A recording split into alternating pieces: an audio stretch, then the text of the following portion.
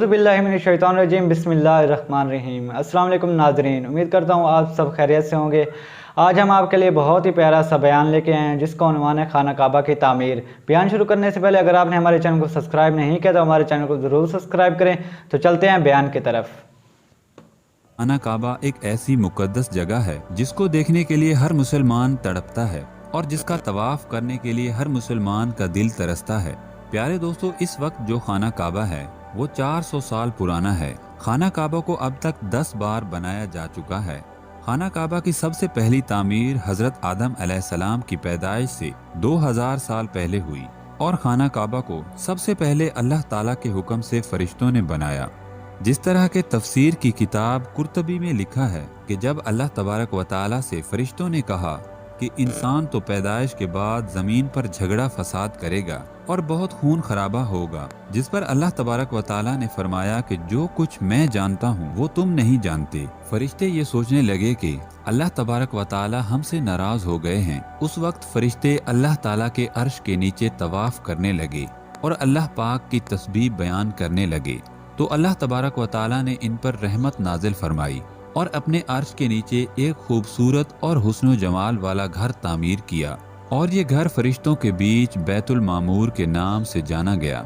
जिस तरह के अल्लाह तबारक व ताला सूरह तूर में बैतुल मामूर का जिक्र फरमाता है। प्यारे दोस्तों, बैतुल मामूर फरिश्तों का काबा है और ये 7वें आसमान में अर्श के सामने काबा शरीफ के बिल्कुल ऊपर है। फरिश्तों के बीच बैतुल मामूर की ऐसी अहमियत है जैसे जमीन पर काबा शरीफ की अहमियत है। ये आसमान वालों का किबला है और हर रोज 70,000 फरिश्ते इसका तवाफ करते हैं और नमाज के लिए हाजिरी देते हैं। जो फरिश्ता एक बार बैतुल मामूर में तवाफ कर लेता है या नमाज पढ़ लेता है, इसके बाद दोबारा उसको कभी मौका नहीं मिलता और हर रोज नए 70,000 फरिश्ते बैतुल मामूर पर हाजिरी देते हैं और अल्लाह तबारक व ताला की इबादत करते हैं। बुखारी और मुस्लिम शरीफ की हदीस में है कि हजूर पाक सल्लल्लाहु अलैहि वसल्लम को भी बैतुल मामूर दिखाया गया। प्यारे दोस्तों, सबसे पहले अल्लाह तबारक व ताला ने फरिश्तों के लिए काबा बनाया जिसको बैतुल मामूर कहा जाता है। फिर इसके बाद अल्लाह तबारक व ताला ने फरिश्तों को हुक्म दिया कि जमीन पर भी मेरा एक घर बनाओ ताकि जमीन पर मेरे बंदे इस घर का तवाफ करें और मेरी इबादत करें। फरिश्तों ने अल्लाह तबारक व ताला के हुक्म की तामील करते हुए सबसे पहले बैतुल्ला यानी खाना काबा की तामीर की और इसका तवाफ शुरू किया और फरिश्तों ने ही सबसे पहले खाना काबा का हज किया। प्यारे दोस्तों, खाना काबा की दूसरी बार तामीर उस वक्त हुई जब अल्लाह ताला ने हजरत आदम अलैहिस्सलाम को पैदा करने के बाद जमीन पर उतारा।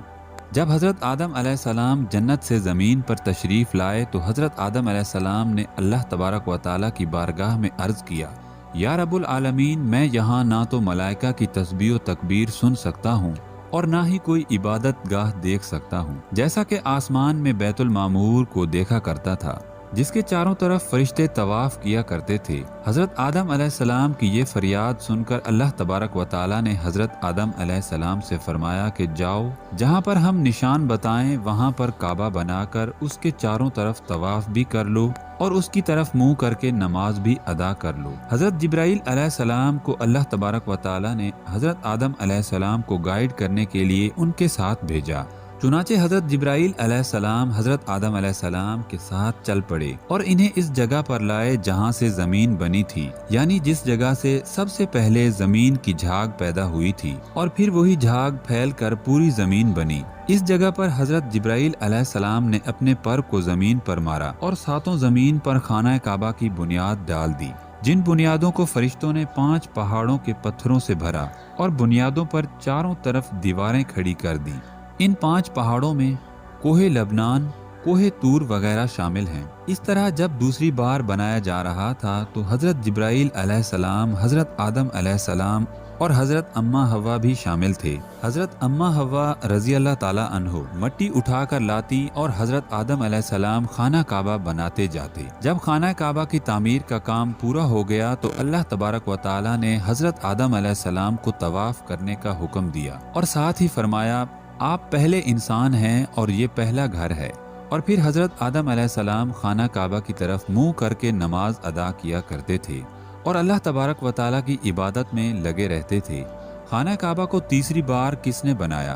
प्यारे दोस्तों, हजरत आदम अलैहिस्सलाम के बनाने के बाद وقت کے ساتھ ساتھ خانہ کعبہ کی دیواریں بھی کمزور ہونے لگیں، تو حضرت آدم علیہ السلام کے بیٹے حضرت شیس علیہ السلام نے مٹی اور پتھر سے خانہ کعبہ کو تیسری بار بنایا۔ پیارے دوستو، خانہ کعبہ کو چوتھی بار اس وقت بنایا گیا جب حضرت نوح علیہ السلام کی قوم پر طوفان نوح آیا تو خانہ کعبہ کی عمارت غائب ہو گئی، اور کچھ روایات کے مطابق اس وقت خانہ کعبہ کو اٹھا لیا گیا تھا۔ پھر جب حضرت ابراہیم علیہ السلام اس دنیا میں تشریف لائے تو اللہ تعالیٰ نے حضرت ابراہیم علیہ السلام کو خانہ کعبہ کی تعمیر کا حکم دیا۔ جب حضرت ابراہیم علیہ السلام نے اللہ تعالیٰ کے حکم کے مطابق اپنی بیوی حضرت بی بی ہاجرہ رضی اللہ تعالیٰ عنہ اور اپنے بیٹے حضرت اسماعیل علیہ السلام کو مکہ کی بنجر و ویران زمین پر پہاڑوں کے بیچ چھوڑ دیا۔ یہاں پر کوئی انسانی آبادی کا نام و نشان نہ تھا اور نہ ہی خانہ کعبہ کی عمارت تھی۔ خانہ کعبہ کی جگہ بس ایک لال رنگ کا ٹیلا تھا۔ اس وقت حضرت ابراہیم علیہ السلام نے اپنی بیوی اور بچے کو چھوڑ کر اللہ تعالیٰ کے حکم کے مطابق مکہ کی طرف سفر کیا۔ اس کے بعد جب دوسری بار حضرت ابراہیم علیہ السلام اپنے خاندان سے ملنے کے لیے فلسطین سے مکہ آئے تو تب حضرت اسماعیل علیہ السلام کی قربانی کا واقعہ پیش آیا۔ اس کے بعد اللہ تعالیٰ نے حضرت ابراہیم علیہ السلام کو خانہ کعبہ کی تعمیر کا حکم دیا۔ پھر آپ نے اپنے بیٹے حضرت اسماعیل علیہ السلام کو کہا کہ بیٹے، اللہ تعالیٰ نے خانہ کعبہ کو تعمیر کرنے کا حکم دیا ہے۔ پھر حضرت ابراہیم علیہ السلام اس بزرگی میں کاریگر اور حضرت اسماعیل علیہ السلام مزدور کے طور پر کام کرتے۔ جب کھدائی شروع ہوئی تو پرانی بنیادیں دکھنے لگیں جن پر حضرت آدم علیہ السلام نے کعبہ شریف کو بنایا تھا۔ پرانی بنیادوں کے نظر آنے کے بعد تعمیر کا کام شروع ہوا۔